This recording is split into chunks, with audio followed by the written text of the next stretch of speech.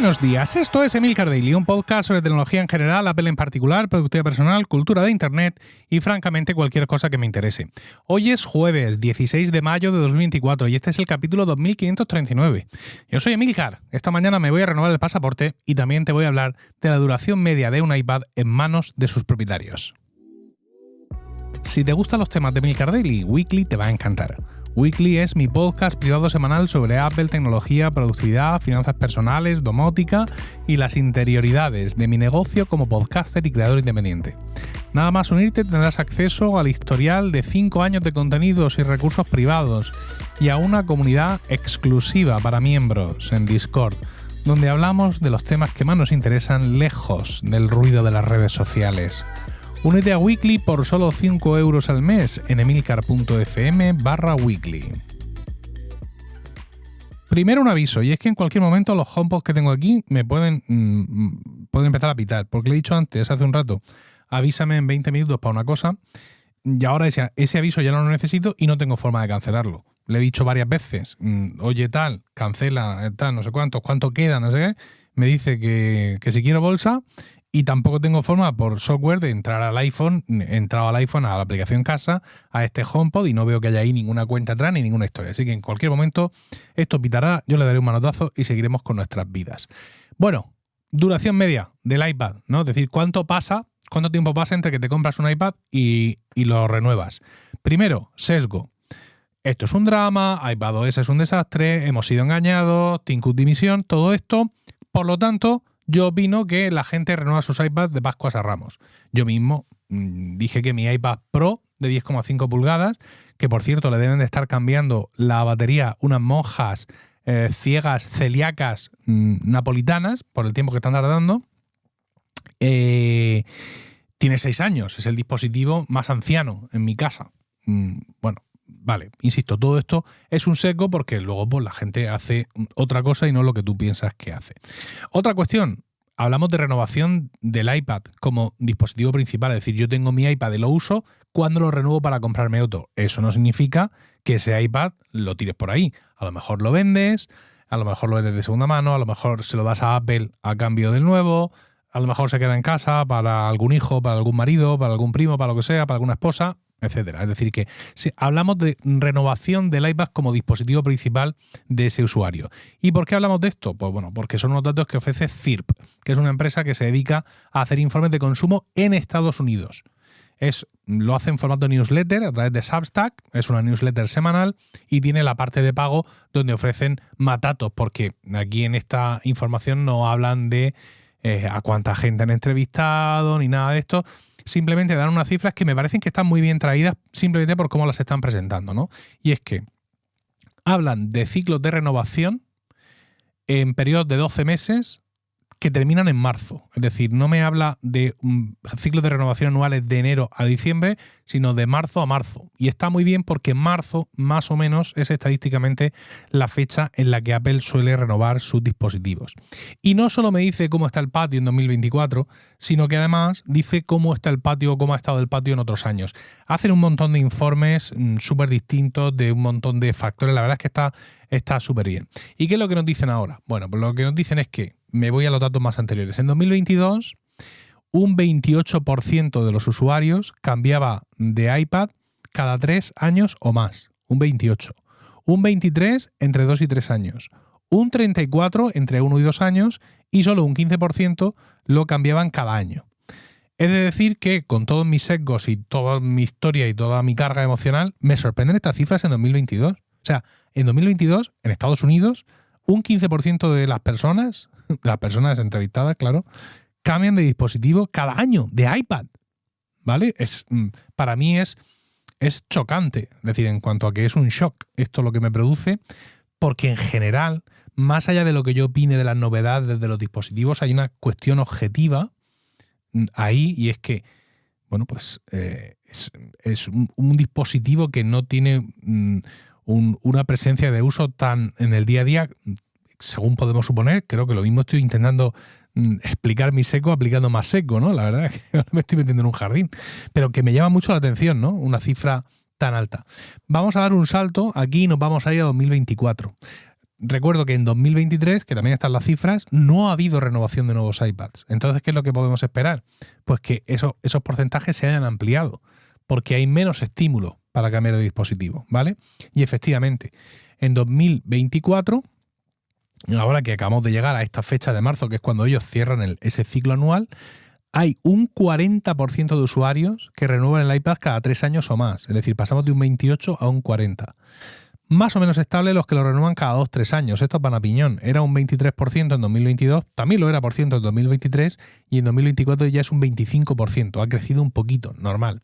Los que lo renuevan entre 1 y 2 años, del 34% en 2022 hemos pasado a un 25%. Es decir, esta gente, por lo que sea, ahora tienen menos estímulo para renovar el iPad y han pasado a renovarlo, evidentemente, más tiempo. Y aquellos que lo renuevan cada año se han reducido considerablemente, un 10%. A ver, son los números que te puedes esperar, evidentemente, y que más que poder interpretarlos torticeramente a favor de iPadOS es un desastre, de lenda es Tim Cook, la realidad es que estas cosas funcionan por la oferta y la demanda. Si no hay dispositivos nuevos, pues tengo menos impulso para cambiar. Si estoy en 2023 y no hay un dispositivo nuevo con M3 y yo tengo el M1, pues saltar al M2 si no lo he hecho ya, se me antoja más complicado. Y entonces pues todos estos personajes se van ampliando, ¿no? Es decir, que los consumidores generalmente en el tema del iPad, reconoce el estudio, que cambian el iPad, que aguantan con el iPad hasta que se rompe, o la duración de la batería o el almacenamiento hace que les hagan moverse, ¿no? Y que sí hay una serie de propietarios que sí cambian a un nuevo modelo por una pequeña característica o funcionalidad o rendimiento que sea atractivo, es decir, más el impulso del iPhone.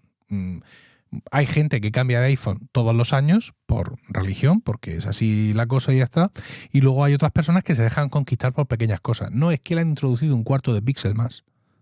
Pequeños detalles que lo usan más o menos como pretexto para lanzarse a esa renovación, aunque no haya nada significativo. Aquí hay que también entender que todas estas explicaciones y todas estas justificaciones varían mucho en el momento de vida del dispositivo. Es decir, el iPhone, yo creo que el iPad está bien, pero bueno, el iPhone está en un periodo de madurez tremenda, donde las mejoras de año a año no pueden ser sino muy incrementales. Es decir, que evidentemente yo no soy ingeniero de hardware, pero hay una pregunta muy cuñada que es que ¿qué le vas a poner más? Bueno, pues siempre hay cosas más para ponerle, pero es más difícil que de año a año venga una gran sorpresa. O sea, no viene un nuevo Face ID, porque ya hemos tenido el Touch ID y el Face ID. Es decir, ese tipo de reconocimientos biométricos es más complicado. Mira, aquí está Siri pitando. Si te he dicho ya, he intentado decirte que no me avisaras, pero no me has hecho caso. Bueno, quiero decir que en algunos aspectos vitales del teléfono ya es más difícil que haya grandes sorpresas, grandes renovaciones año a año. Y yo creo que ocurre también parecido con el iPad, ¿no? Es decir, tanto el iPad como el iPad Pro, ahora hemos visto cosas muy chulas en la renovación que han hecho. El iPad Air, por ejemplo, ha aparecido con un nuevo tamaño de pantalla, pero esto ya es menos probable que ocurra, ¿vale? Es decir, el iPad Air en ese sentido ya ha alcanzado una madurez. El iPad Pro, súper fino, estrenando procesador M4. Si tú me dices que, evidentemente, y no lo va a haber, que el año que viene no va a haber ningún iPad Pro, es decir, que no va a haber renovación de los iPad Pro en 2025, yo te digo, ni en 2026, porque esta actualización ya ha sido muy importante, ¿no? Entonces, bueno, es cierto que esta actualización de ahora es importante porque hay nuevas características, nuevos factores de forma, nuevos precios, y es muy posible que esto haga que el año que viene estos porcentajes basculen. Porque independientemente de que iPadOS pueda sin ser lo que algunos esperamos, pero estamos hablando de compras de hardware, de usuarios que usan ya el iPad. Es decir, esa, entre comillas, decepción ya se la han llevado porque es un dispositivo que usan con frecuencia y ya están acostumbrados a esas limitaciones y evidentemente, pues, insisto, hay ciclos de renovación que se están esperando. Muy posiblemente usuarios de iPad que usan el iPad con frecuencia y que estaban en un M1, esos sí van a renovar, claramente, de iPad Pro me refiero. Pero bueno, me resulta interesante cómo se ha ampliado, digamos, la base de usuarios que renuevan cada 3 años o más. 28% en 2022, 36% en 2023, 40% en 2024. Y ahora vamos a ver, bueno, claro, nos queda un año todavía, cómo reacciona realmente la gente. Será muy interesante que hagan este mismo estudio dentro de un año, ¿no? Ver cuál ha sido realmente la reacción de la gente, porque es muy difícil por parte de Apple obtener estos datos. Y sería muy interesante, más y menos en el caso del iPad. Porque el iPhone, yo creo que, aunque hemos escuchado últimamente informes, entre comillas, catastrofistas, ¿no? De que se ha detenido la demanda del iPhone, y yo siempre digo, es decir, en vez de vender un montón de millardos de iPhone al día, han vendido 1 o 2 menos. Ese es el gravísimo problema que tiene, claro. Lo que pasa es que los accionistas se la cogen con papel de fumar. Pero en el caso del iPad es muy importante, ¿vale? Porque sí tenemos claro que las mejoras de hardware no suponen inmediatamente una mejora de funcionalidad. Y aparte, Apple lo entiende así. Solo hay que ver en el momento en el que lanza el dispositivo. Es decir, Apple lanza los nuevos iPhone con los nuevos sistemas operativos. El nuevo hardware va a aprovechar y va a poder hacer cosas únicas con el nuevo software que los modelos anteriores no lo pueden hacer. Sin embargo, Apple no tiene ese concepto en el iPad. Te saca un iPad nuevo ahora mismo y básicamente te está diciendo, este iPad hoy va a hacer lo mismo que el que estaba a la venta hace una semana. Lo va a hacer más rápido, lo va a hacer más lindo, los negros van a ser más puros y la cámara va a ser mejor y todo ese tipo de cosas, pero básicamente lo mismo. Porque es un usuario distinto. Más que yo me quejo, pero yo no soy el usuario de iPad, ¿vale? Entonces es muy interesante porque aquí es una reacción al hardware. Es decir, la demanda del iPad es inelástica al software. El usuario de iPad ya sabe lo que hay y incluso se la pela, ¿vale? Porque lo que busca es otra cosa, ¿de acuerdo?